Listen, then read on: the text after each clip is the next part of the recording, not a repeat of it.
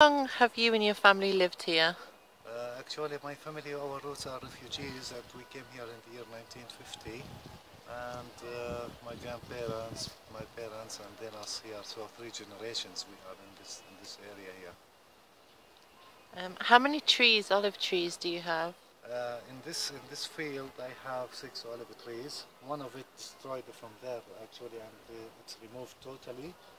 And from up there, I have another 50 olive trees.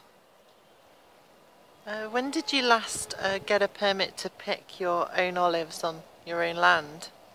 Actually, the settlers and the Israeli army prevented us to take our olives since 2000, and I filed applications to take my olive, but they give us a permit in the year 2007.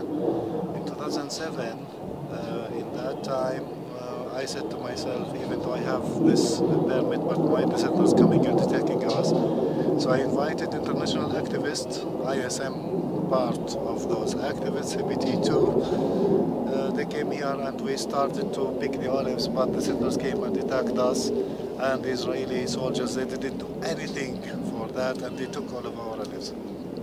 5 years later, in 2012, they gave us a permit to harvest our olives, but also the settlers came and attacked us, and they arrested one Italian guy. He was from ISM, and he deported from the country. He's now blacklisted, unfortunately.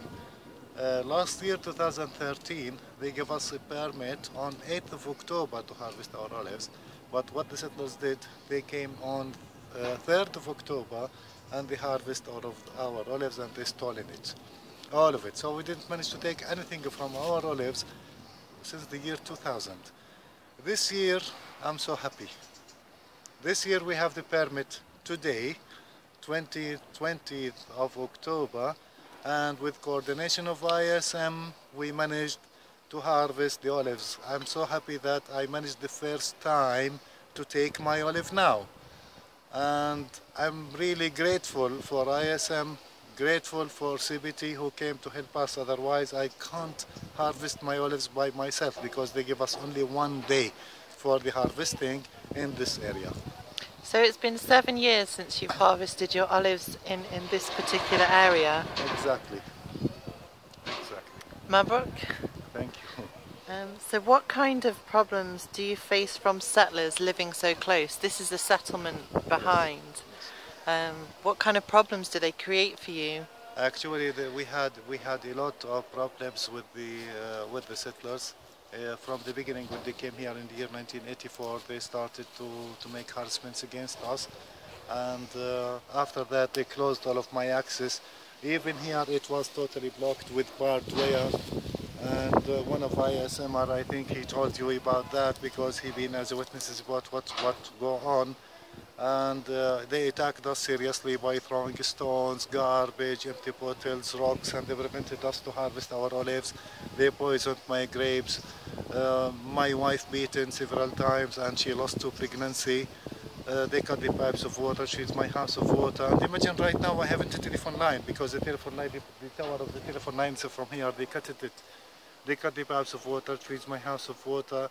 They stole my house, and they smashed all of my furniture and beaten me with the back of the gun, destroyed my teeth. My nephew, they put a stone in his mouth, and they smashed his teeth, and they destroyed all of his teeth. Actually, a lot of problems we faced it from those settlers who are living next to us, but we are still strong. We are resist, and we will never give up until we take our freedom. So it is a form of resistance, you living here and refusing to move because this is your land. Exactly, because this is my land. This is my land, and I will never give up on it. So what is the international solidarity activists' role in Palestine, and particularly here in Tel Rumeida, Hebron? Actually, in Tel Rumeida, the situation is extremely tense in it. And it's totally blocked. There is no shops open, there is no transportation, we can't drive a car, no ambulance, no clinics, nothing actually here. And the presence of the internationals, especially international solidarity movement, it's very important for us here. Uh, when I get the permits, always when I get the permits, always when I wanted to harvest my olives, the International Solidarity Movement or ISM, always coming for helping us, always supporting the Palestinian cause, always visiting the families and asking what you need. They are running the school run, they are watching the human rights violation, they wrote reports, and they did a lot of reports against the Israeli settlers, what they did against the Palestinians. They made awareness for the whole world about what's going on here, and they are helping in everything. They are helping in teaching English, they are helping in picking the olives, they are helping in running the school, they are helping in anyone become patient or anyone become sick, they are helping to ambulance him to the hospital. A lot of things actually, so the presence of ISM or another organizations, it's very important for us, and they did, as I mentioned, awareness about that. Today, when I harvest the olives, ISM, they've been with me. If they weren't with me, I will never pick my olives from here by my own. I can't, because it's 6 olive trees. I can't do it by alone. Especially they give us only 1 day. Help of ISM here and CBT2, it gives me power and helpful. So their presence is very important actually, not only in Hebron, in all of Palestine, they are helping for that. Shukran, Hashem, and Afwan. Mabruk on the olive picking today. Thank you so much. Thank really, you. This is the first time I took it, so I am very happy for that.